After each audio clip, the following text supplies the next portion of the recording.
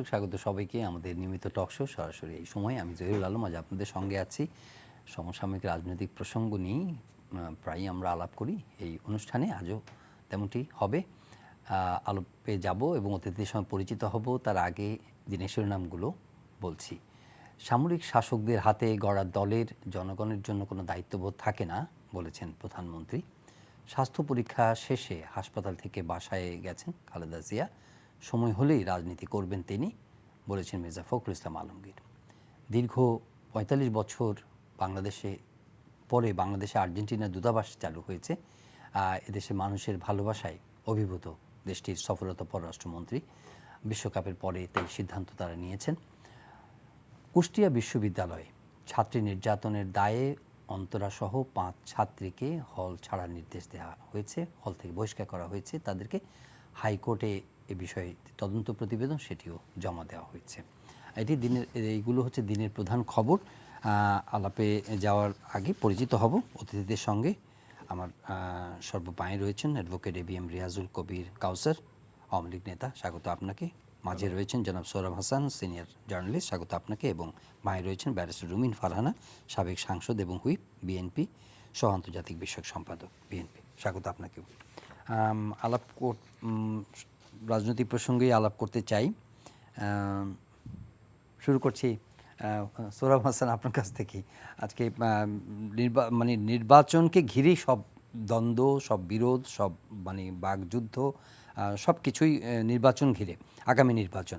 এর মধ্যে নির্বাচন কমিশনের আজকে 1 বছর পূর্ণ হয়েছে। প্রচুর প্রতিশ্রুতি তারা দিয়েছে, শুরুতে অনেক কথা তারা বলেছে, অনেক স্টেক হোল্ডারদেরকে তারা ডেকেছে, কয়েকটি নির্বাচনও তারা করেছে। কিছুটা ভালো মন্দ সব মিলিয়ে সমালোচনা, প্রশংসা, মাঝামাঝি কিছু একটা হয়েছে তাদের কার্যক্রমের মধ্যে। আপনি কিভাবে দেখছেন, যদি ছোট করে যদি একটু সূচনা করেন? না, 1 বছরে বড় কয়েকটি নির্বাচন হয়েছে সিটি কর্পোরেশনের। সেই নির্বাচনে তাদের ভূমিকা, এটা হচ্ছে একটি। আগামী নির্বাচনের প্রস্তুতি, সেটা কতটা সফলভাবে নিতে পেরেছে এবং আগামী নির্বাচন মানে জাতীয় নির্বাচনে সব দলকে নিয়ে নির্বাচনটি করা, যেটি প্রধান নির্বাচন কমিশনার মাঝে মাঝেই কিন্তু বলেন যে সব দলের অংশগ্রহণ ছাড়া নির্বাচন গ্রহণযোগ্য হবে না। অংশগ্রহণ সেটি গতকালও প্রশ্নবিদ্ধ হবে, বিতর্কিত হবে। তাই অর্থাৎ প্রধান নির্বাচন কমিশনার এবং তার সহযোগীরা এই পরিস্থিতি থেকে বেরিয়ে আসতে চায় এবং তারা বলছে যে আমরা রাজনৈতিক সমস্যা আমরা সমাধান করতে পারবো না। কিন্তু আমি এটি ইতিবাচকভাবে দেখতে চাই যে প্রধান নির্বাচন কমিশনার কিন্তু বলছেন যে নির্বাচনে একটা সংকট চলছে। আওয়ামী লীগ এবং বিশেষ করে ক্ষমতাসীন দল এবং বিএনপি এই যে পরস্পর বিরোধী অবস্থান, এটা দেশের জন্য ঝুঁকিপূর্ণ, কথা বলছেন তিনি।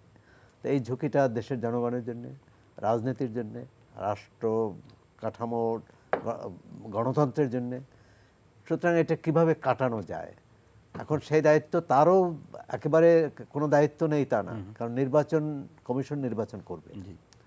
পিছনে যে সরকারই থাকুক না কেন, দলীয় সরকার বা নির্দলীয় সরকার, তা নির্বাচন করার অর্থ হচ্ছে যে মানুষ অবাধে ভোট দিতে পারবে, স্বাধীনভাবে ভোট দিতে পারবে, নির্ভয়ে। এবং না, সেটা তো আন্ডারস্টুড, কিন্তু সেখানেই নির্বাচন কমিশন ওই পরিবেশটা তৈরি করার দায়িত্ব। না, সেটা তার কি কাজ সেটা সম্পর্কে আইডিয়ালি আমরা সবাই জানি। আপনার কাছে কি মনে হয়েছে যে 1 বছরে তারা এইটা কনসিভ করতে পেরেছে কিনা? মুখে তো অনেক কথা বলেছে। যদি বলা হয় যে চিফ ইলেকশন কমিশনার বলেছেন যে অতীতের অনেক নির্বাচন নিয়ে সমালোচনা এবং তর্ক বিতর্ক হলেও 14 এবং 18 সালের নির্বাচন নিয়ে রাজনৈতিক পরিমণ্ডলে অতিমাত্রায় সমালোচনা, তর্ক বিতর্ক হচ্ছে। তখন উনি বলেছিলেন গত বছরের 31শে জুলাই, নির্বাচন কমিশনের প্রতি সমালোচনাও তীব্র এবং তিক্ত। আমরা নিরপেক্ষ থেকে অবাধ এবং গ্রহণযোগ্য নির্বাচন করে সমালোচনা বিতর্কের ঊর্ধ্বে থাকতে চাই। এটা হচ্ছে গত বছর জুলাইয়ের বক্তব্য। গতকালকেও উনি বলেছেন, বর্ষপূর্তির আগের দিনে উনি বলেছেন যে নির্বাচনে প্রত্যাশিত মাত্রায় প্রতিদ্বন্দ্বিতা না থাকলে সেই নির্বাচনকে অংশগ্রহণমূলক বলা যাবে না এবং সেই নির্বাচন নিয়ে বিতর্ক সৃষ্টি হতে পারে। এই যে কথার মধ্যে থেকে আপনি কি বুঝতে পারছেন যে নির্বাচন কমিশন আসলেই সিরিয়াস, দে মিন দেয়ার বিজনেস? না, তাদের সদিচ্ছার অভাব নেই, কিন্তু তাদের অসহায়ত্ব বারবার প্রকাশিত হচ্ছে। অর্থাৎ তারা যে ধরনের নির্বাচন করতে চায় সেই নির্বাচন তারা করতে পারবে না, এটা তাদের মধ্যে। এখানে থামবো, অসহায়ত্ব প্রকাশ পাচ্ছে। ধন্যবাদ আপনাকে, ধন্যবাদ সম্মানিত দর্শকবৃন্দ। আমি যেটা বলতে চাই, এবারের যে নির্বাচন কমিশন স্বাধীনতার 51 বছর পরে জাতীয় সংসদে আইনের মাধ্যমে কিন্তু এই নির্বাচন কমিশন গঠিত হয়েছে। আমরা একটা জিনিস লক্ষ্য করে দেখেছি, যখনই কোনো নির্বাচন কমিশন গঠিত হয়, প্রধান নির্বাচন কমিশনার বা নির্বাচন কমিশনারের বিরুদ্ধে বিভিন্ন ধরনের প্রোপাগান্ডা চালানো হয়, তাদের দলীয় পরিচয়, পারিবারিক অবস্থান বা ওইসব করা হয়। লক্ষ্য করে দেখবেন গত 1 বছরে কিন্তু 5 জনের বিরুদ্ধে তেমন কোনো অভিযোগ আনতে পারে নাই। এবং এই নির্বাচন কমিশন বেশ কয়েকটি সিটি কর্পোরেশন করেছে, বেশ কয়েকটি উপনির্বাচনও করেছে, স্থানীয় সরকারের অনেকগুলো নির্বাচন, গাইবান্ধা নির্বাচন বাতিল করেছে, উপনির্বাচন হ্যাঁ বাতিল করেছে, পরবর্তীতে অনুষ্ঠান করেছে। তারা মনে করেছে তাদের দৃষ্টিতে ইলেকশনটা ঠিক হয় নাই, তাই না? এগুলো করেছে। তো যেহেতু 2023 সাল নির্বাচনের বৎসর, দ্বাদশ জাতীয় সংসদ নির্বাচন এই কমিশনের মাধ্যমে হবে, আমরা যে কথাটা আওয়ামী লীগের পক্ষ থেকে বরাবর বলেছি যে নির্বাচন কমিশন তার ক্ষমতা বলে সাংবিধানিক যে ক্ষমতা 126-এর ধারা মতে, অর্থাৎ তারা নির্বাচন করবে, সরকার তাদেরকে সকল সহযোগিতা প্রদান করবে এবং তফসিল ঘোষণার পর কিন্তু ইনফ্যাক্ট সকল ক্ষমতার অধিকারী কিন্তু নির্বাচন কমিশন। হ্যাঁ, এই বিষয়টাকে আরও জোরদার করা উচিত, যারাই ক্ষমতায় থাকুক, যেহেতু সংবিধানে আছে যে সরকার থাকবে, বাট সরকার রুটিন ওয়ার্ক করবে, নীতির কাজ করবে না, নির্বাচন কমিশন সহযোগিতা করবে। এবং আপনি জানেন যে 14 এবং 18 যে নির্বাচন হয়েছে সেখানে কিন্তু মন্ত্রিসভা ছোট ছিল এবং মাননীয় প্রধানমন্ত্রী নির্বাচনী জনসভা করেছেন, উনি কিন্তু সরকারি সুযোগ সুবিধা নেন নাই। এই যে বিষয়গুলো, এই প্র্যাকটিসটা বাড়ানো দরকার। মানে আপনি বিলিভ করছেন যে নির্বাচন কমিশনের যে কার্যক্রম এবং সরকারের যে সহযোগিতার যে আশ্বাস বা বক্তব্য, তাতে জনমনে তাদের সম্পর্কে যথেষ্ট আস্থা তৈরি হয়েছে। এবং আরেকটা বলতে চাই, দেখুন আমি যে কোনো নির্বাচনে আপনি আরো সুযোগ পাবেন। জি, দেখুন, একটা কথা আমরা শুরু থেকে বলে আসছি, নির্বাচন কমিশন কাদেরকে নিয়ে গঠিত হলো? নির্বাচন কমিশনে আমাদের সম্মানিত মহাসচিব মহোদয় যদি একজন কমিশনার হিসেবে নিয়োগ পান, তাতেও কিছু যায় আসে না। এটা অলরেডি প্রমাণিত একটা সত্য যে নির্বাচনকালীন সরকারটি যদি নিরপেক্ষ না হয়, নির্বাচনকালীন সরকারটি যদি নির্দলীয় না হয়, তখন নির্বাচন কমিশনের পক্ষে চাইলেও সুষ্ঠু নির্বাচন করা বাংলাদেশের প্রেক্ষাপটে সম্ভব নয়। দেখুন, এই যে কিছুদিন আগে আমাদের 6টি আসনে উপনির্বাচন হলো, ভোট কীরকম পড়েছে? নির্বাচন কমিশন থেকে বলা হচ্ছে 15% মতো, 5 থেকে 15% মতো। এবং আমরা যারা মিডিয়াতে নজর রেখেছি কি হচ্ছে নির্বাচনকে ঘিরে, আমরা দেখেছি ভোটার উপস্থিতি শূন্য প্রায়। তো সুতরাং মানুষ কিন্তু আস্থা রাখছে না নির্বাচন কমিশনের ওপরে। আমরা যতই বলি না কেন আইনে তাদের সকল ক্ষমতা দেয়া আছে, আমরা যতই বলি না কেন সাংবিধানিকভাবে তারা স্বাধীন, কিন্তু বাস্তবতা হলো এটাই যে মানুষ কিন্তু তাদেরকে বিশ্বাস করে না, কারণ বিশ্বাস করবার মতন অবস্থা তারা রাখেও নাই। 2014 এবং 18-তে যা হয়েছে, তারপরে গিয়ে 23 বা 24 সালের যে নির্বাচনটি যদি তারা মনে করে যে দলীয় সরকারের অধীনেই করবে, তাহলে সেখান থেকে খুব ব্যতিক্রম কিছু হবে বলে আমরা মনে করি না। এর মধ্যে একটা উপনির্বাচন, গাইবান্ধার উপনির্বাচনের কথা আজকে আলোচনায় এসছে। দেখুন, গাইবান্ধার উপনির্বাচনটি কিন্তু তারা বাতিল করতে বাধ্য হয়েছে সিসিটিভি দেখে। তো আপনি যখন 300 আসনে নির্বাচন করবেন একযোগে, তখন আপনি কোন সিসিটিভি দেখে কোন কেন্দ্র বাতিল করবেন, কোন আসন বাতিল করবেন? সুতরাং এটা তো আসলে কোনো সলিউশন হতে পারে না। এটা নির্বাচন কমিশন নিজেও নিশ্চয়ই বোঝে, যে কারণে তারা মানে চেয়ারে বসার পরপরই একটা কথা বলেছিল, বিরোধী দলকে জেলেনস্কির মতন মাঠে থাকতে হবে। তখন আবার রাশিয়া ইউক্রেন যুদ্ধটা খুব মানে বড় খবর হিসেবে ছিল আর কি মিডিয়াতে। শুরুতেই বলেছিলেন জেলেনস্কির মতন মাঠে থাকতে হবে। সুতরাং তিনি কিন্তু শুরুতেই তার দায়িত্বটা অনেকখানি দিয়ে দিয়েছিলেন বিরোধী দলের ঘাড়ে, যে বিরোধী দল যদি মাঠে থেকে মল্লযুদ্ধে জিতে আসতে পারে তাহলে ভোট সুষ্ঠু হবে, আর বিরোধী দল যদি মাঠ ছেড়ে দিয়ে ঘরে ফিরে যায় তাহলে ভোট সুষ্ঠু হবে না। অর্থাৎ তারা কিন্তু কথার মাধ্যমেই তাদের দায়িত্ব থেকে একরকম সরে গিয়ে হাত ধুয়ে ফেলে একরকম দায়িত্ব অস্বীকার করেছিলেন শুরুতেই।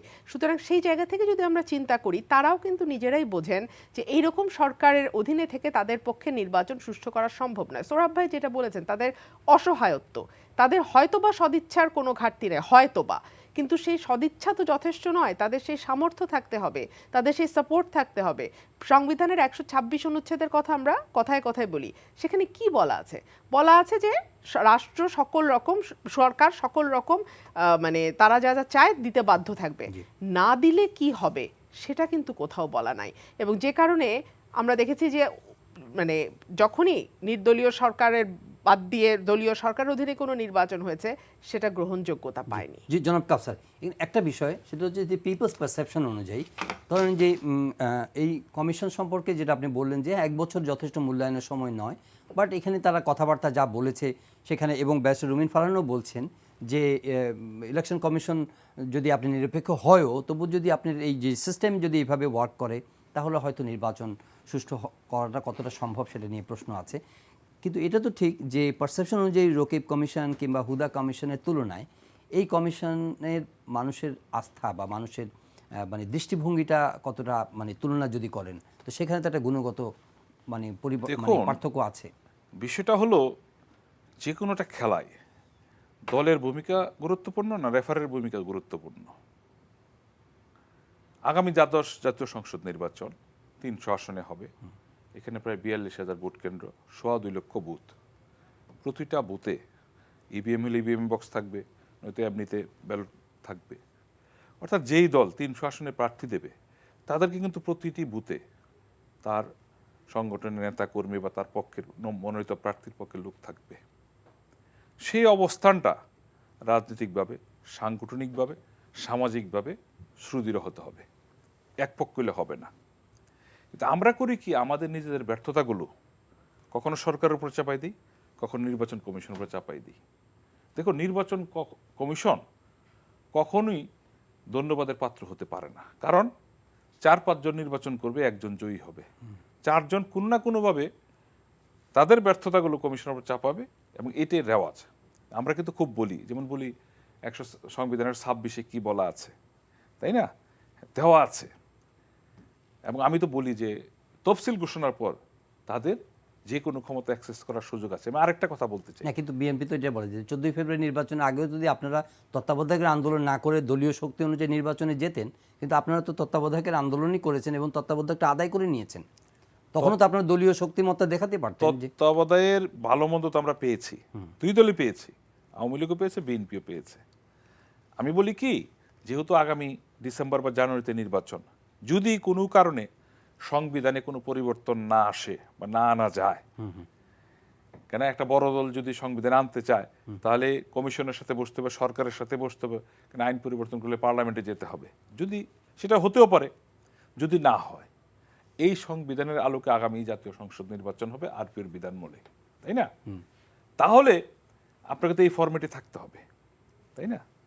সুযোগ নেই তার বাইরে যাওয়া। একটু শুনে আসি তাহলে, এই ফরম্যাটেই থাকতে হবে। দেখুন, এই ফরম্যাটে যদি থাকতে হয় এবং এটা যদি সরকারের অনড় অবস্থান হয়, যদিও আমি তা মনে করি না, কারণ ইতিমধ্যেই আপনারা নিশ্চয়ই লক্ষ্য করেছেন যে আওয়ামী লীগের সাধারণ সম্পাদক কিন্তু একটা সংলাপের আভাস দিচ্ছেন এবং এক ধরনের সমঝোতা, এক ধরনের সংলাপের কথা আমরা এবং এটা শুনছি সংবিধানের ভিতরে থেকে। এবং হ্যাঁ, বলেছেন। সংবিধান কিন্তু কোরআন শরীফ না, সংবিধান কোনো ধর্মগ্রন্থ না, এটা চেঞ্জ করা যায়। আপনি ঠিক সঠিকভাবে বলেছেন যে 2 বছর তারা পার্লামেন্ট বর্জন করেছে, 94 থেকে 96, 176 দিন হরতাল করেছে, নানান রকমভাবে তারা জামাতের সঙ্গে যুগপথভাবে মাঠে ছিল এবং নানানভাবে তারা সরকারকে মানে একেবারে বাধ্য করেছে যে 15 ফেব্রুয়ারি একটি নির্বাচন দিয়ে 2/3 মেজরিটি নিয়ে ক্ষমতায় গিয়ে সংবিধান সংশোধন করবার জন্য। তার কারণটা কি ছিল?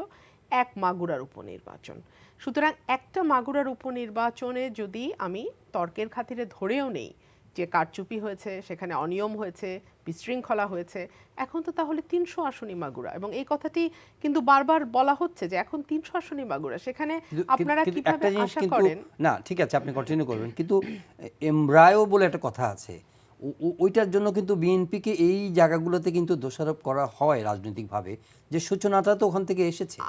আমি এটা কখনোই বলবো না যে বিএনপি জীবনে কোনোদিন কোনো ভুল করে নাই বা বিএনপির কোনোখানে কোনো অন্যায় ছিল না, এটা বলাটা ভুল হবে। ভুল হয় না শুধুমাত্র ফেরেশতা আর শয়তানের, আমরা তো মানুষের ভুল হতেই পারে এবং সুতরাং ভুল করতেই পারি। মুশকিল হচ্ছে ভুলটা থেকে আমরা বেরিয়ে আসবার চিন্তা করছি কিনা, নাকি আমরা ওই ভুলটাকে আরও অনেক বড় ভুলের দিকে নিয়ে যাচ্ছি। একটা উপনির্বাচনের দায় যদি এখন পুরো সংসদ, সরকার গঠন পর্যন্ত নিয়ে যাই আমরা, তাহলে আমরা সেটাকে আসলে কি বলবো? কারণ আমরা সরকারের মধ্যে যে অনড় অবস্থানটা দেখছি তার কারণ খুব পরিষ্কার। দেখুন, যেই কারণই বলুক, সংবিধানের দোহাই দেক আর যাই বলুক না কেন, নির্বাচন কমিশন শক্তিশালী, যেটাই বলুক না কেন, কারণ একটা, সেটা হচ্ছে কোনোভাবেই ক্ষমতা থেকে সরা যাবে না। জনাব সোহরাব হাসান, দুটো রাজনৈতিক দলের নেতা তাদের যার যার অবস্থান থেকে বলছেন, কিন্তু একটি ইঙ্গিত দিয়েছেন বা এটা বাস্তবতাও যে জনাব ওবায়দুল কাদের বলেছেন। প্রথমে তারা বলতেন যে না, সংবিধানের অধীনেই নির্বাচন হবে। এখন ক্রমান্বয়ে বলছেন যে সংবিধানের মধ্যে থেকেই সমাধান খুঁজতে হবে। আবার সংলাপেরও একটা আভাস আছে, বা কি প্রস্তাব বিএনপি কি ভাবছে সেগুলো জানতে চাচ্ছেন। কি ইঙ্গিত? না, আলোচনা যদি একটু সুষ্ঠু নির্বাচন করতে হয় সবার অংশগ্রহণে, জি, বিশ্বাসযোগ্য নির্বাচন, গ্রহণযোগ্য নির্বাচন, তাহলে আলোচনার বিকল্প নেই বলে আমি মনে করি। কারণ সরকারি দল বিরোধী দলকে না, একটা জায়গায় আসতে, এটা আমরা সবাই জানি। আমি আচ্ছা, বলতে চাচ্ছি ওবায়দুল কাদের সাহেব কি হ্যাঁ, আচ্ছা, ওবায়দুল কাদের একটা হচ্ছে যে বিএনপি আওয়ামী লীগ ধরে নিয়েছে যে 2018 বা 14-তে যে নির্বাচন করে তার চেয়ে একটা ভালো নির্বাচন করতে হবে। আবার তারা ক্ষমতা থেকে যে নির্বাচন করবে এই ঝুঁকিও নিতে চায় না। আওয়ামী লীগ কিন্তু একটা বেশ মানে কি বলে ঝামেলার dilemma মধ্যে বা একটা টানাপোড়েনের মধ্যে আছে, যে তারা অতটা আস্থাশীল নয় যে যে কোনো পরিস্থিতিতে আমরা নির্বাচনে জয়ী না, হতে কিন্তু পারবো। সরকারি দল তো বলছে যে প্রচুর উন্নয়ন করেছে আচ্ছা, এবং উন্নয়ন করেছে, কিন্তু উন্নয়ন কিন্তু 1996, 2001 আওয়ামী লীগ যে সরকার ছিল সে সময় উন্নয়ন হয়েছে। বিএনপিও কিন্তু 91-96 উন্নয়ন না, কিন্তু করেছে। তখন পদ্মা সেতু, কর্ণফুলী না, টানেল, হয়েছে, মেট্রো হয়েছে, রেল। কিন্তু মানুষ দেখতে চাইবে উন্নয়নের সঙ্গে অন্যটাও দেখতে চাইবে, সুশাসন দেখতে চাইবে, দুর্নীতির বিরুদ্ধে অভিযান দেখতে চাইবে, দুর্নীতির কমেছে এটা দেখতে চাইবে, শিক্ষাঙ্গনে সন্ত্রাস বন্ধ হয়েছে এটা দেখতে চাইবে, বিদেশে অর্থ পাচার বন্ধ হয়েছে এটা দেখতে চাইবে। কারণ আওয়ামী লীগ এসব প্রতিশ্রুতি দিয়ে ক্ষমতায় এসেছে। দুর্নীতির বিরুদ্ধে শূন্য সহিষ্ণুতা, মাদকের বিরুদ্ধে শূন্য সহিষ্ণুতা, জঙ্গিবাদের বিরুদ্ধে শূন্য সহিষ্ণুতা। একমাত্র জঙ্গিবাদের বিরুদ্ধে বলা যায় যে তারা অনেকখানি সফল, যেহেতু এটা আন্তরিকভাবে বা তাদের অস্তিত্ব রক্ষার জন্য করতে হয়েছে বা করেছে, এই কারণে সফল। অন্যগুলো কিন্তু তারা যথেষ্ট চেষ্টা করেনি। আর সেটি আমরা মাদক বিরোধী অভিযান দেখি বা দুর্নীতি বিরোধী অভিযান দেখি। যে বিষয়টা হচ্ছে যে নির্বাচনটা কে করে, নির্বাচন কিন্তু আওয়ামী লীগ করবে না, বিএনপিও না, জনগণ ভোট দিতে পারবে কিনা। তো জনগণ ভোট দেওয়ার ক্ষেত্রে কি কি বাধা আছে, বাধাগুলো দূর করতে হবে। যারা ক্ষমতায় আছে তাদেরই দায়িত্ব বেশি, অন্য রাজনৈতিক দলের দায়িত্ব এই কারণে যে সব কিছু সরকার করলো, এমনকি সংবিধানও পরিবর্তন করলো, তারপর যদি বিএনপি বলে যে আমরা নির্বাচনে যাব না। জি, জনাব কাসার, সরকার কি একটু টানা পড়ে আছে? যতই উন্নয়ন করুক না কেন, কিন্তু কিছু কিছু বিষয় আছে যেগুলো তারা জনগণের কাছে যাওয়ার ক্ষেত্রে যথেষ্ট না, আস্থা বা এটাই পুঁজি। সরকার দলীয় আওয়ামী লীগের বর্ষা। দেখুন, আমরা একটা কথা বলতে চাই, এদেশের মানুষ কিন্তু আন্দোলন, গণ আন্দোলন, অভ্যুত্থান, গণ অভ্যুত্থান এগুলির সাথে পরিচিত। দেশটা স্বাধীন হয়েছে এগুলির মধ্য দিয়ে। বিএনপি যদি মনে করে থাকে তারা বড় দল, জনগণ নির্ভর দল, সরকারের কথা ভাবছে কেন? ইলেকশন কমিশনের কথা ভাবছে কেন? জনগণের বর্ষা তারা নির্বাচনটা করুক। আমি যেমন বলেছি, প্রতিটা বুথে তাদের অবস্থান, প্রতিটা ভোট কেন্দ্রে তাদের অবস্থান, 300 আসনে তাদের অবস্থান, তাহলে তো হয়ে যায়। সরকারকে দোষারোপ করে লাভ কি? সংবিধানের পরিবর্তনের দরকার কি? নির্বাচনকারী সরকারের কিন্তু ওনারা তো অভিযোগ করছেন দ্য ইলেকশনস, মানে কি বলে, previous elections have been rigged. কিন্তু পাশাপাশি এটা বলতে চাই, ইদানিং ওনারা যে কথাটা বলছেন যে ওনারা নির্বাচনে যাবেন না, নির্বাচন করতেও দেবেন না, এটা কোনো সাংবিধানিক কথা? বা আমরা যদি গত 1 বছরের বিষয়টা দেখি, ওনারা রাষ্ট্রপতি, আমাদের রাষ্ট্রের প্রধান ব্যক্তি, 1 নম্বর ব্যক্তি, অভিভাবক, ওনার সংলাপে যাচ্ছেন না। কমিশন, যাদের আমরা নিবন্ধিত রাজনৈতিক দল, যাদের অধীনে নির্বাচন হবে, তাদের সংলাপে যাচ্ছি না। কোন পথে হাঁটছে ওনারা? তখন তো আমাদের মনে হয় কি জানেন, যে দলটির জন্ম হত্যাক্ষ ষড়যন্ত্রের মধ্য দিয়ে, এই দলের কাছে গণতন্ত্রের স্লোগান আমাদের তো শুনতে, বা নির্বাচনের আগে যখন দেখি পরিবেশটা অশান্ত করার একটা প্রক্রিয়া, তখন তো আমরা ভাবতেই পারি যে ওনারা তো অন্য পথে এগোচ্ছেন। দেখুন, এটা তো বলতে হয়, সোহরাব ভাই এখানে আছেন, 70-এর নির্বাচন পাকিস্তানের বিরুদ্ধে জাতির পিতা বঙ্গবন্ধু শেখ মুজিবুর রহমান কিন্তু জনগণের উপর নির্ভর করেছিলেন, এবং সেই জনগণ কিন্তু সে রায় দিয়েছিল। আজ কিন্তু ওনারা মনে করে থাকেন যে আওয়ামী লীগের প্রপারিটি কমে গেছেন, ওনারা হয়েছেন। ওনারা যে গত 2 বছর আমরা আন্দোলনটা দেখছি, এবং গত 10 ডিসেম্বরের পরে আন্দোলন কোথায় গিয়ে ঠেকেছে নিজেও দেখতে পাচ্ছেন। কারণ গত 14 বছরে মাননীয় প্রধানমন্ত্রী জননেত্রী শেখ হাসিনা আওয়ামী লীগের সরকার, আমি উন্নয়ন বলবো না, আমি বলবো যে মানুষের যে মৌলিক অধিকার যেগুলো এই 52 বছরের বাংলাদেশে আর আগেই প্রতিষ্ঠিত হওয়া দরকার ছিল, সেগুলো কিন্তু ওনারা করার চেষ্টা করেছেন। ঢাকা বা বিভাগীয় শহর নয়। গত নির্বাচনে যে স্লোগান ছিল গ্রাম হবে শহর, উনি কিন্তু শহরের সুবিধা দেওয়ার চেষ্টা করেছেন। অনেক জায়গায় করে বিদ্যুৎ, শতভাগ বিদ্যুৎ করেছেন। স্বাধীন বাংলাদেশে এক লোক গৃহহীন থাকবে না, সেই ব্যবস্থা করেছেন। এবং আরেকটা যেটা আপনি তুলেছিলেন যে আমাদের মাননীয় সাধারণ সম্পাদক ওবায়দুল কাদের সাহেব কথাটাই বলেছেন, হ্যাঁ আলোচনা হতে হবে। এবং আমিও বলেছি যে বর্তমান সংবিধানের আলোকে যতক্ষণ এটা পরিবর্তন না হয়, একটা নির্বাচনকালীন সরকার হতেই পারে, যেটা 14 সালে অফার দেওয়া হয়েছিল, সব দলের ক্যাবিনেটে থাকতে পারে, কারণ এটা তো নিয়ম মাফিক একটা ক্যাবিনেট, যারা নীতি নির্ধারণের কোনো সিদ্ধান্ত নেবে না। কিন্তু সরকারকে প্রতিদিন টাইনে হেসড়ে নামাবেন আওয়ামী লীগ সরকারের মতো সরকারকে, সেটা তো হতে পারে না। কেন এটা তো স্বীকার করতেই হবে যে বাংলাদেশ আওয়ামী লীগ যতবার রাষ্ট্রীয় ক্ষমতায় এসেছে, 75-এর 15 আগস্টের পরে আন্দোলনের মধ্যে এসেছে, নির্বাচনের মধ্যে দিয়ে এসেছে, কখনো ষড়যন্ত্র করে আসে নাই। বরঞ্চ আওয়ামী লীগ বারে বারে ষড়যন্ত্রের শিকার হয়। 75-এ হয়েছি, 21শে আগস্ট হয়েছি, এখনো সেই দুশ্চিন্তা যায় নাই। জননেত্রী শেখ হাসিনার পিছনে কিন্তু অনেক ষড়যন্ত্র হচ্ছে। জি জনাব ব্যারিস্টার রুমিন ফারহানা, বিএনপি সামর্থ্যের জায়গাটা কোথায় প্রশ্নবিদ্ধ? অনেকগুলো কথা এসছে। বিএনপির সামর্থ্যের সবচেয়ে বড় জায়গাটা হলো মানুষ, সাধারণ মানুষ। সাধারণ মানুষ বিএনপির সাথে আছে। আমাকে এখন প্রশ্ন করতে পারেন, আপনি কি করে বুঝলেন সাধারণ মানুষ বিএনপির সাথে আছে? বিএনপির যেই জেলা ওয়াজ আমাদের সমাবেশগুলো হয়েছে, তারপরে বিভাগীয় সমাবেশগুলো হয়েছে, সেই সময় আপনারা দেখেছেন গণপরিবহন বন্ধ করে, নানান জায়গায় ব্যারিকেড দিয়ে, নানানভাবে মানুষকে হেনস্থা করে, আমাদের কর্মীদেরকে ভয় দেখিয়ে তারা কিন্তু মিটিং বন্ধ করতে পারে নাই। আমরা অত্যন্ত সুশৃঙ্খলভাবে শান্তিপূর্ণভাবে মিটিং করেছি। প্রথম আলোতে রিপোর্ট এসছে কিছু নাম দিয়ে, যে তাদের সঙ্গে কথা বলে তারা যখন রিপোর্টিং করতে গেছে বলা হয়েছে যে আপনি কোন মানে দলে কোন পদে আছেন বা কোন লেভেলে আছেন। বলে না, আমি কোনো পদে নাই, আমি এই দলের সাথে নাই, কিন্তু আমি এই দলের একজন, মানে এখন আমি এই দলকে সমর্থন করি এই কারণেই যে তার নানান নিত্যদিনের যেই বঞ্চনা, নিত্যদিনের যেই না পাওয়া, নিত্যদিনের যেই ক্ষোভ, সেখান থেকে সে বিএনপির সমাবেশে যোগ দিতে এসছে এবং মাইলের পর মাইল হেঁটে যোগ দিতে এসছে। দেখা গেছে গণপরিবহন তো বন্ধ, দেখা গেছে রিক্সা করে কত দূর গেছে, ভ্যানে করে কত দূর গেছে। মানুষ বিএনপির সাথে এটা না আছে। না, কিন্তু এটা ট্রান্সলেশনটা কোথায়? এটা বলতে যাচ্ছে যে 10 ডিসেম্বরের পরে আপনারা ওয়্যার আর ইউ? আমরা আমাদের জায়গায় আছি। আমরা তো সংসদে পদত্যাগ করেছে। উনি এত অস্থির হয়ে গেলে তো মুশকিল, উনি ফোড়ন কাটলে তো আমার পক্ষে কথা বলা সম্ভব না। দেখুন 10 তারিখের পর বিএনপি কোথায় আছে? একটা দল বিভিন্ন রকম কর্মসূচি দিয়ে আন্দোলনে থাকে, বিভিন্ন রকম কর্মসূচি দিয়ে আন্দোলনের একটা মোমেন্টাম তৈরি করতে হয়।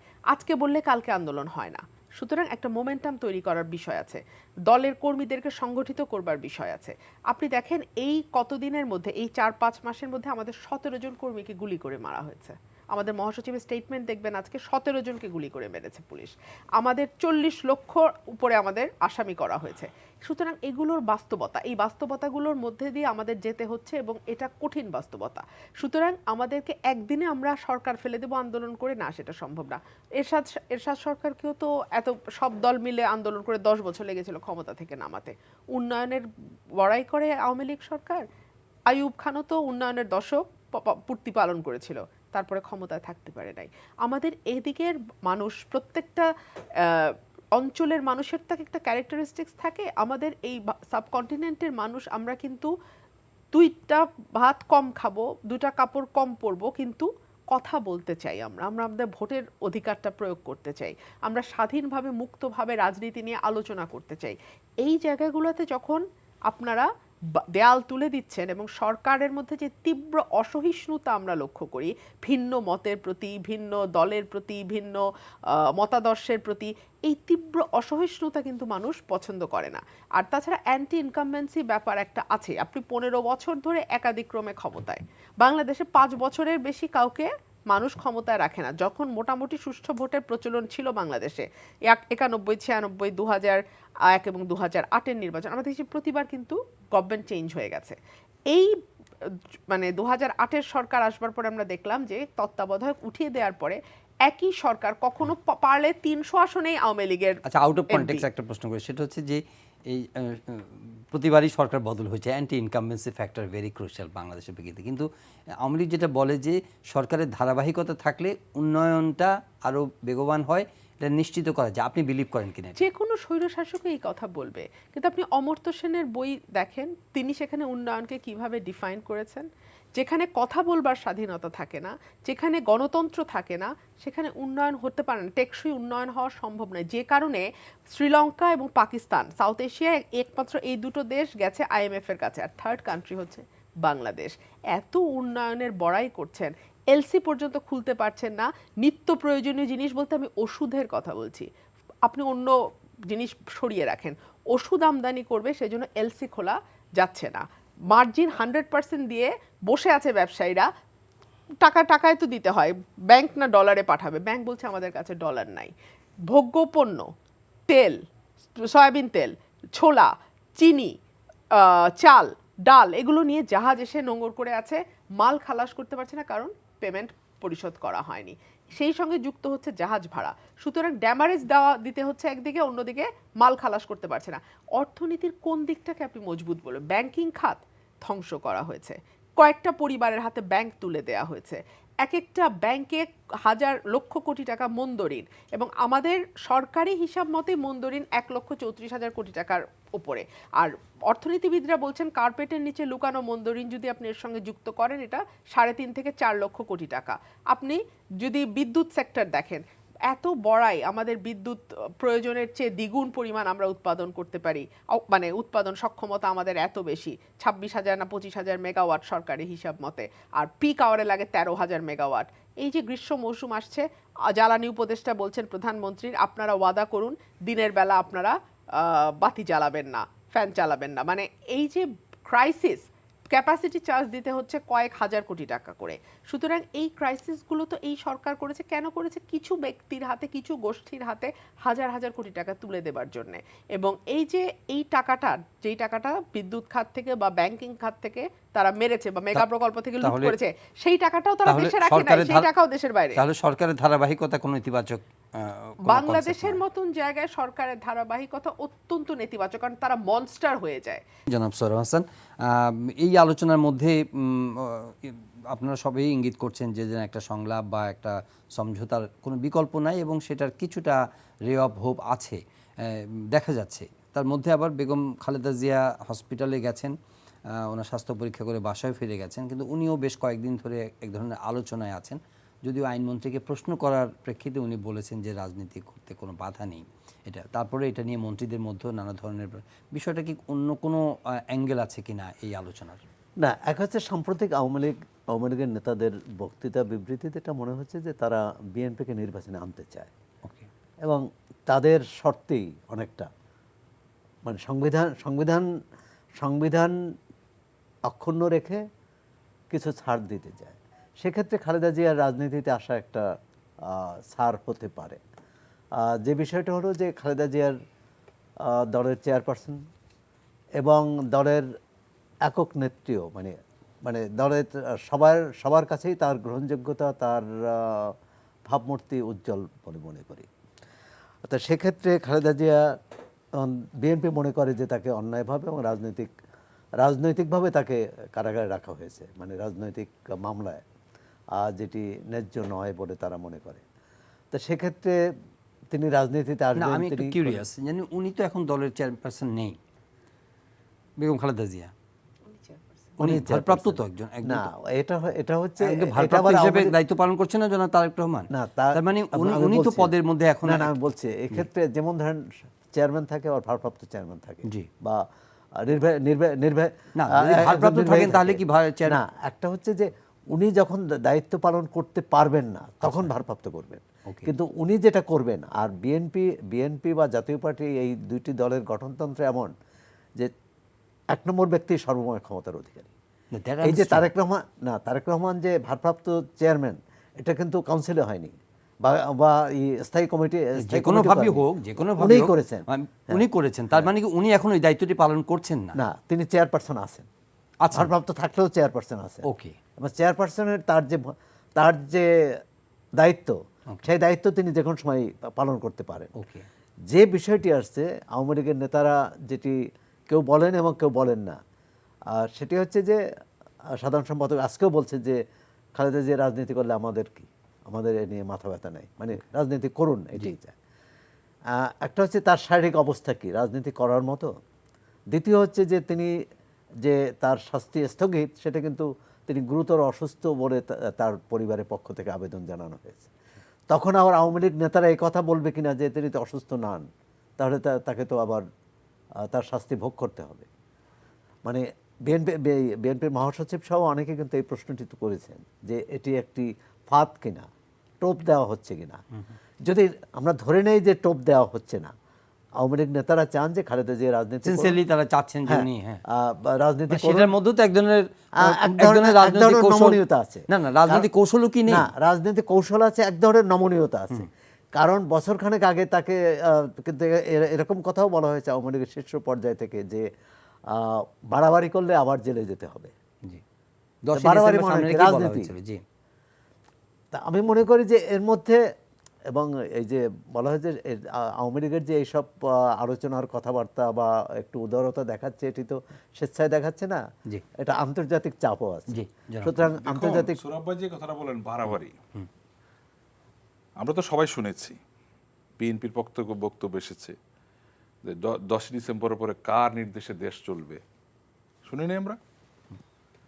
এই সরকারকে টেনে হিসড়ে নামানো হবে। না, মাঠে বক্তব্য তো এটাকে অনেক অনেক জোরালো ভাবে প্রচার যারা হয়েছে। বক্তব্য দিয়েছেন, দায়িত্ব নিয়ে বক্তব্য দিয়েছেন, দায়িত্ববান ব্যক্তিরা এই বক্তব্য দিয়েছেন। রুমিন ফারহানা সংসদ থেকে পদত্যাগ করেছিলেন তো একটা লক্ষ্য নেই, হয়তো পরের দিন এই সরকার থাকবে না, এই লক্ষ্য নিয়ে তো করেছিলেন। সরকার তো ঠিক আছে, 2 মাস চলে গেছে, তাই না?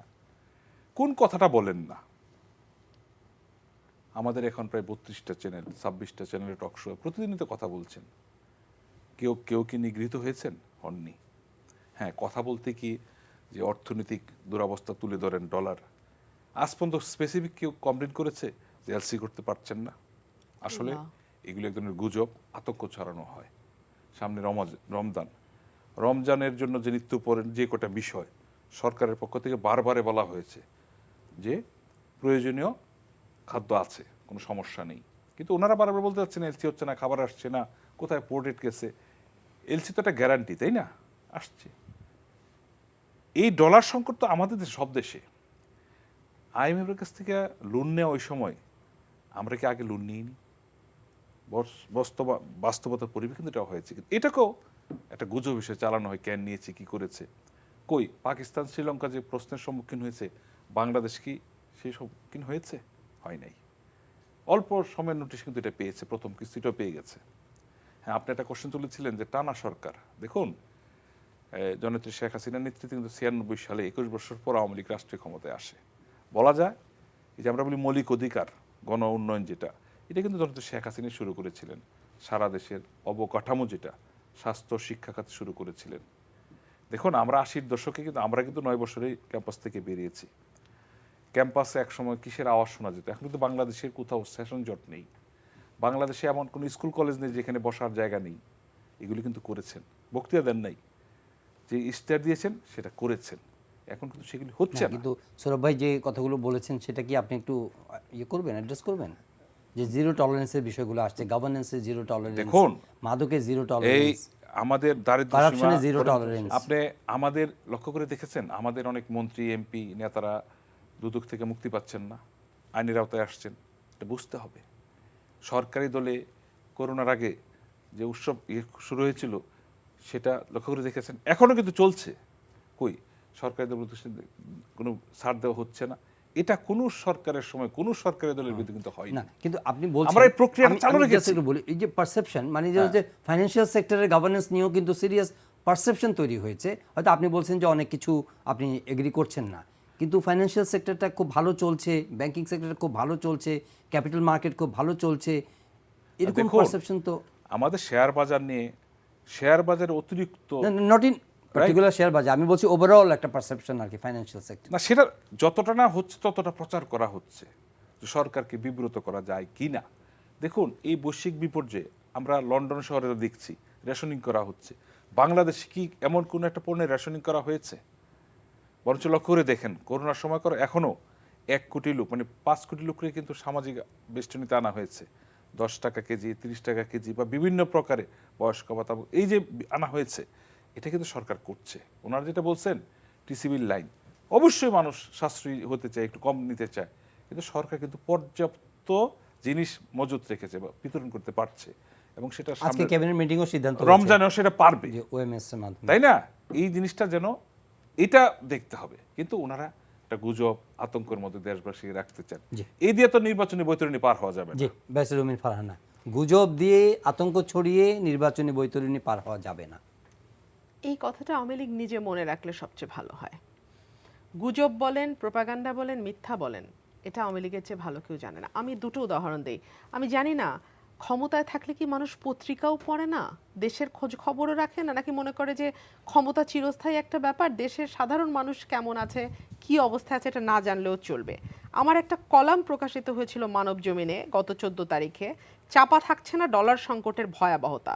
সেখানে আমি বলেছিলাম যে সার্কামস্ট্যান্সিয়াল এভিডেন্স বলে একটা কথা আছে আইনে, যে চারপাশের পরিস্থিতি দেখে বোঝা যায়, সরাসরি কোনো এভিডেন্স যদি না থাকে তখন চারপাশের যে ভিন্ন ভিন্ন এভিডেন্সগুলো আছে সেগুলোকে জোড়া দিলে আপনি দেখবেন ঘটনা একটা দিকে ইঙ্গিত করে বা একটা ব্যক্তির দিকে ইঙ্গিত করে, যে he is the man who perform this crime. তো সুতরাং এই যে সার্কামস্ট্যান্সিয়াল এভিডেন্স আমাদের চারপাশে কিন্তু ছড়িয়ে আছে। আমি ডাল চাল চিনি নিয়ে যে জাহাজ আটকে আছে সেইটা বাদ দিলাম, সেই খবর প্রথম আলোতে বড় করে এসছে। আমি বাদ দিলাম যে কয়লা খালাস হচ্ছে না রামপাল বিদ্যুৎ কেন্দ্রের জন্য এবং পায়রা বিদ্যুৎ কেন্দ্রের জন্য, যেটা বলছে যে এই দুটো কেন্দ্র আর মানে যেই মজুদ আছে কয়লার সেটা দিয়ে আর চালানো সম্ভব হবে না, কিন্তু জাহাজ এসে আটকে আছে, মাল খালাস করা যাচ্ছে না। সেটাও গেলাম না, ব্লাড ব্যাগ, যেই ব্লাড ব্যাগ দিয়ে মানুষকে রক্ত দেয়া হয়, সেই ব্লাড ব্যাগের একটা দাম কত, 90 টাকা 100 টাকা। সেই ব্লাড ব্যাগ যে এনেছে, এনে সেটা খালাস করবার মতন অবস্থায় নাই। এই রিপোর্ট বলছে গত 9 ফেব্রুয়ারি টিবিএসে এসছে যে ব্লাড ব্যাগ তারা খালাস করছে পারছে না, ডাবল ট্রিপল যে ব্লাড ব্যাগগুলো। তারপরে একই ধরনের খবর আবারও দেখা যাচ্ছে আপনার গত 5ই ফেব্রুয়ারি, সেটাও টিবিএসে প্রকাশিত খবর। সেখানে বলছে ঋণপত্র সমস্যায় তীব্র হচ্ছে অস্ত্রোপচার। ইংরেজি দৈনিক দি বিজনেস স্ট্যান্ডার্ড বলা হচ্ছে ঋণপত্র সমস্যায় তীব্র হচ্ছে অস্ত্রোপচার সরঞ্জাম সংকট। মানে আমাদের অপারেশনের যেই ইনস্ট্রুমেন্টগুলো সেগুলো আমরা খালাস করতে পারছি না। মানে আমি বলতে চাচ্ছি নিত্য প্রয়োজনীয় জিনিসের বাইরে ওষুধ, অস্ত্রোপচারের জিনিস, এই সরঞ্জামগুলো আমরা এখন খালাস করতে পারছি না। আমাদের এতটাই সংকট, এতটাই গভীর সংকট। উনি বলছিলেন ক্যাম্পাসে এখন আর সেই রকম অবস্থা নাই যেটা অতীতে ছিল। ক্যাম্পাসে এখন ক্যাম্পাসে টর্চার সেল বানানো হয়েছে। আমাদের এই লাস্ট কয়েকদিনের খবর যদি আমরা দেখি, আমরা দেখব যে চট্টগ্রাম মেডিকেল কলেজে 4 ছাত্রকে পিটিয়ে আইসিইউতে নেওয়া হয়েছে। কুষ্টিয়া ইসলামী বিশ্ববিদ্যালয়ে এক ছাত্রীর সঙ্গে কি হয়েছে আপনারা জানেন সবাই। ইডেন কলেজে কিছুদিন আগে খবর এসছে যে কিভাবে ছাত্র দুই গ্রুপের মধ্যে যখন কোন্দল হয়েছে, আওয়ামী লীগের দুই গ্রুপে, ছাত্রলীগের দুই গ্রুপের মধ্যে, এক গ্রুপ আরেক গ্রুপকে যেভাবে অ্যাকিউজ করছে, যেই অভিযোগনামাগুলো নিয়ে এসছে সেগুলো ভয়ঙ্কর, এবং এগুলোর বিরুদ্ধে কোনো রকম কোনো ব্যবস্থা নেওয়া হয়নি। হ্যাঁ, বহিষ্কার হয়তো করা হয়েছে কোনো কোনো ক্ষেত্রে। দল থেকে বহিষ্কার তো আর ফৌজদারি মামলার সলিউশন হতে পারে না, তাদের বিরুদ্ধে তো ফৌজদারি। ইসলামী বিশ্ববিদ্যালয়ের 5 ছাত্রীকে হল থেকে বহিষ্কার করা, হ্যাঁ, বহিষ্কার তো সমাধান না। কখন সমাধান, মানে 5 ছাত্রীকে বহিষ্কার করছে যখন সারা বাংলাদেশ কেঁপে গেছে। এর আগের সিরিজ রিপোর্ট এসছে যে প্রতিটা বিশ্ববিদ্যালয় গণরুমগুলো টর্চার সেল। আবরারের ঘটনার পর থেকে তো এই জায়গাগুলোতে অনেক বেশি সচেতন হওয়া উচিত ছিল। প্রতিটা বিশ্ববিদ্যালয় এক দলের হাতে জিম্মি, এক দলের হাতে তারা, মানে অন্য কোনো দল, অন্য কোনো মতের মানুষ সেখানে থাকতেই পারে না। তো সেই রকম অবস্থায় আপনি বলছেন যে বিশ্ববিদ্যালয় ক্যাম্পাসগুলো আগের চেয়ে ভালো অবস্থা আছে না। মানুষ, বাচ্চারা, বাবা মা বিশ্ববিদ্যালয় দিতে ভয় পায়, দেশে পড়াতে ভয় পায় যে জান নিয়ে বাচ্চা ফেরত আসবে কিনা। দেখুন আমাদের এই যে অর্থনীতির যে সংকট, যেটা উনি পুরোপুরি অস্বীকার করলেন, এই অর্থনীতির সংকটটা কেন? আরও তো রাশিয়া ইউক্রেন যুদ্ধ তো সারা পৃথিবীতেই হচ্ছে, এরকম সংকট তো কোথাও নেই। এত বেশি আমদানি নির্ভরতা গত 15 বছরে তারা কোনো কিছু দেশে উৎপাদন করা, দেশে শিল্প প্রতিষ্ঠা করা, দেশে যন্ত্রপাতি বানানো, কাঁচামাল করা, সমস্ত কিছু আমাদের বাইরে থেকে নিয়ে আসতে হয়। এক হচ্ছে আমাদের আমদানি নির্ভরতা, দুই হচ্ছে আমাদের টাকা পাচার। এই যে ওভার ইনভয়েসিং, আন্ডার ইনভয়েসিং এর মাধ্যমে আমাদের এই এলসির মধ্যে দিয়েই টাকা পাচার হয়ে, যেমন বলা হচ্ছে ওভার ইনভয়েসিং, আন্ডার ইনভয়েসিং এর মধ্যে দিয়ে বছরে পাচার হয় 76 থেকে 80 হাজার কোটি টাকা। তাহলে গত 10 বছরে কত লক্ষ কোটি টাকা পাচার হয়েছে একটু হিসাবটা করেন। তারপরে রেমিটেন্স আমাদের আরেকটা সোর্স, যেটা দিয়ে আমরা ডলার পেতে পারি, সেই সোর্সটাকেও আমরা কাজে লাগাতে পারিনি। দেখা যাচ্ছে যে হুন্ডির মাধ্যমে টাকা অনেক বেশি আদান প্রদান হয় ব্যাংকিং চ্যানেলের চেয়ে। সেই কারণে আমাদের এই যে যত মানুষই যাক না কেন দেশের বাইরে, গত বছরও আমাদের একটা বড় সংখ্যক মানুষ কিন্তু দেশের বাইরে গেছে, কিন্তু সেটার কোনো সুফল আমরা ঘরে তুলতে আমরা পারছি না। একদমই শেষ পর্যায়ে একটি প্রশ্ন, সেটি হচ্ছে যে সৌরভ ভাই আপনি একটু ছোট করে বলেন যে তাহলে সমাধান বিএনপি কোন দিকে সমাধান দেখছে, আওয়ামী লীগ কোন দিকে সমাধান দেখছে? বিএনপি বলছে যে রাজপথেই ফয়সালা, আবার সংলাপের ব্যাপারে একটু আশাবাদী, আওয়ামী লীগ সংবিধানের মধ্যে থেকে নির্বাচন। আপনি কি দেখছেন সামনের দিনগুলোতে? বিষয়টা আলোচনা আনতে চাচ্ছি না, আর নির্বাচনের সময় নেই আর। নির্বাচনটা কিভাবে হবে? জি, তা আওয়ামী লীগ, যেটা কাউসার ভাই বললেন যে তার কথা ধরেই নিলাম যে অর্থনীতিতে অনেক ভালো করেছে, কিন্তু গণতন্ত্রের সূচকে তো আওয়ামী লীগ পিছিয়ে আছে, ক্রমাগত পিছিয়ে আছে বা পিছিয়ে যাচ্ছে। বাক স্বাধীনতা, গণমাধ্যমের স্বাধীনতা, মানে এই স্বাধীনতা তো মানুষ স্বাধীন দেশের নাগরিক হিসেবে, যেটা সাম্য এবং সামাজিক ন্যায় বিচার হচ্ছে একটি গণতান্ত্রিক দেশের পূর্ব শর্ত, সেখানে যথেষ্ট মানে প্রচণ্ড ঘাটতি। এবং মানুষ কিন্তু এটা দেখতে চাইবে যে 20 বছর আগে বা 16 বছর আগে কি হয়েছে, তার চেয়ে দেখতে চাইবে যে গতকাল কি হয়েছে, 6 মাস আগে কি সমাধানটা হয়েছে। কোন দিকে দেখছেন? সমাধান হচ্ছে সদিচ্ছার উপর নির্ভর করবে, রাজনৈতিক সদিচ্ছা, বিশেষভাবে ক্ষমতাসীনদের সদিচ্ছা। তারা একটি ভালো নির্বাচন করতে চায় কিনা, যদি চায় তাহলে তাদের উচিত বিরোধী দলকে আহ্বান করা যে কি এই একটি সুন্দর নির্বাচন করার ক্ষেত্রে কি বাধা আছে, বাধাগুলো বিরোধী দল নিশ্চয়ই বলবে, এবং তারা বক্তৃতা বিবৃতিতে বলছে সরকারি দল সেটা কোনটা আমলে নিতে পারে। সংবিধান পরিবর্তন তো চূড়ান্ত কথা, তার আগেও অনেক কিছু করণীয়। যেমন বিরোধী দলের একটা দাবি আছে যে জাতীয় সংসদ ভেঙে তারপর নির্বাচন দিতে হবে। এজন্য তো সংবিধান পরিবর্তন করতে হবে না, এটা সরকার সদিচ্ছা প্রয়োজন। রাষ্ট্রীয় প্রচার মাধ্যম, সেখানে কেন সব দলের বক্তব্য যাবে না? তারপর প্রশাসনের বিরুদ্ধে যে অভিযোগ, এই প্রশাসন কিভাবে নিরপেক্ষভাবে দায়িত্ব পালন করবে, এবং সেটাও কিন্তু সরকারের সদিচ্ছার উপর, মর্জির উপর নির্ভর করবে। এই প্রশ্নগুলো আমরা রাখবো জনাব রিয়াজুল কাসের কাছে। আমি শেষ প্রশ্ন, যে বিএনপি আসলে সমাধান কোন দিকে চায়? তারা কি রাজপথেই সমাধান খুঁজছে, নাকি তারা সংলাপের মাধ্যমে সমাধান খুঁজতে চায়? বিএনপি চায় একটি অবাধ সুষ্ঠু নির্বাচন। সেই নির্বাচন আদায়ের জন্য যা করা দরকার, যা করতে হবে, বিএনপি যে কোনো কিছু করতে প্রস্তুত। আরেকটা বিষয়, বিএনপির কিন্তু দেয়ালে পিঠ থেকে গেছে, এবং এখন আর সময় না যে বিএনপি আরও একটা পাতানো খেলা, আরও একটা পাতানো নির্বাচনে বিএনপি অংশ নেবে। 2018 সালে বিএনপির কিন্তু একটা সমস্যা ছিল। সমস্যাটা হচ্ছে এই যে মানে এই নির্বাচনে ইমপ্রেশনসটা কিসের জন্য? কি গণতন্ত্রের জন্য, নাকি ক্ষমতায় যেতে হবে সেই কারণে? গণতন্ত্রের জন্য তো বটেই। আপনি ভালো নির্বাচন দিয়ে সারা জীবন ক্ষমতায় থাকেন, কোনো অসুবিধা নাই, কিন্তু আপনি কারচুপি করে বারংবার ক্ষমতায় আসবেন, সেটা তো হয় না। 2018 সালে বিএনপির উপরে একটা চাপ ছিল নির্বাচনে যাওয়ার, না গেলে তার নিবন্ধন বাতিল হওয়ার একটা বিষয় ছিল, এবং তখন দেখা যেত ধানের শীষ দিয়ে দেওয়া হয়েছে অন্য মানুষের হাতে। গ্রামে তো মানুষ বোঝে না, মানুষ মনে করে ধানের শীষ মানে বিএনপি। সুতরাং এই একটা বড় ট্র্যাপ 2018 সালে ছিল, সেই ট্র্যাপ কিন্তু এখন বিএনপির সামনে নেই। সুতরাং বিএনপির দাবি যদি মানা না হয়, বিএনপি নির্বাচনে যাবে না, এবং সরকারের উপর একটা ট্রিমেন্ডাস চাপ আছে, আন্তর্জাতিক চাপ আছে, দেশের মানুষের চাপ আছে নির্বাচন সুষ্ঠু করার, অন্তর্ভুক্তিমূলক করার, এবং যে নির্বাচন অংশগ্রহণমূলক হবে সেরকম একটি নির্বাচন। অ্যাডভোকেট এবিএম রিয়াজুল কবির কাউসার, দেখুন সদিচ্ছা আছে কিনা? আমরা দুইটা চাপ নিতে চাই, একটা জনগণের, একটা ভোটারদের। বাইরের কারো চাপ আমরা নিতে চাই না। এই দুইটার উপর নির্ভর করে আওয়ামী লীগ এই পর্যন্ত এসেছে। কিন্তু এখন তো বাইরের কাছে তো আওয়ামী লীগও যাচ্ছে। না, এটা ওনারা আসলে যেতে হয়, ওকে, তাই না? আমাদের মন্ত্রী মহোদয় বা সাধারণ সম্পাদক গিয়েছেন প্রকাশ্যে, চুপি চুপি যান নাই, কারোর সাথে দেখা করেন নাই, দেশে বা বিদেশে। হ্যাঁ, আমি একটা প্রসঙ্গ বলতে যাচ্ছিলাম, 96 থেকে 2000 আওয়ামী লীগ জননেত্রী শেখ হাসিনা রাষ্ট্র ক্ষমতায় ছিল, এবং তখন কিন্তু উনি কেয়ারটেকারের কাছে ক্ষমতা হস্তান্তর করেছিলেন।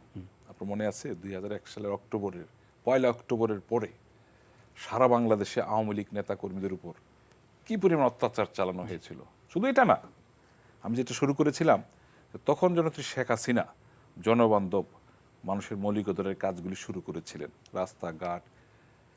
আমরা একটু কনক্লুড করি। না, এগুলো বলি কেন, জি, আপনার মনে আছে বিএনপি ক্ষমতায় আসার পর কিন্তু সকল কিছু বন্ধ করে দিয়েছিল। আপনি বলছেন কন্টিনিউশন। আজকে জননেত্রী শেখ হাসিনা টানা 14 বছর রাষ্ট্রীয় ক্ষমতায় আছেন। বাংলাদেশ না, বিশ্বব্যাপী দেখতে পাচ্ছেন যে বাংলাদেশের এই সূচকটা, উন্নয়নের মাইলফলকটা উপরের দিকে যাচ্ছে।